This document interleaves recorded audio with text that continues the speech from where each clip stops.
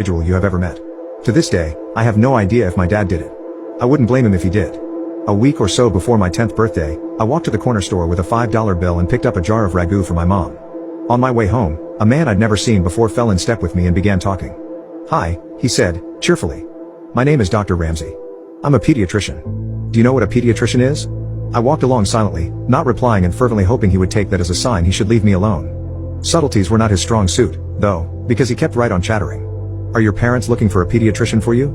Of course, you're almost a big girl now, you'll be needing another kind of doctor soon, won't you? That's okay though. They can still bring you to me until then. What's your name? You have beautiful hair. I was just on my way to get some suckers for the candy jar in my office. Do you like suckers?" Thankfully, we were nearing my house, so I ran forward, up the back steps and into through the kitchen door. I didn't know it then, but that was the beginning of a very long, very scary ordeal. It didn't take long after that for Dr. Ramsey to begin showing up. At first, it seemed benign enough, at least to a kid. He would drive by nearly every day, smiling and waving. I told my mom, who said maybe it was on his way home from work. But then, the phone calls began. My dad called me into the living room, and sat me down. He asked about the day Dr. Ramsey followed me home, and if I talked to him. He said I wasn't in trouble, but that I needed to tell him the truth. I told him no, and he asked if I was sure. I told him no again, and he frowned, then asked, "Then how does he know your name?" I didn't know. It turns out, that was not all he knew. He knew my sister's name as well.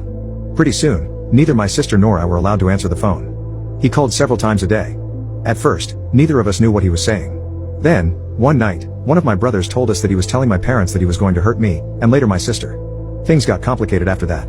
My dad had called the police, but as this was before there were any stalking laws, there was not a lot they could do. They told my parents to call back if he tried anything. My dad then called a friend of his from back in the day, who happened to be a cop. For the next month, my dad's friend escorted me to and from school. Suddenly, life as I knew it came screeching to a halt.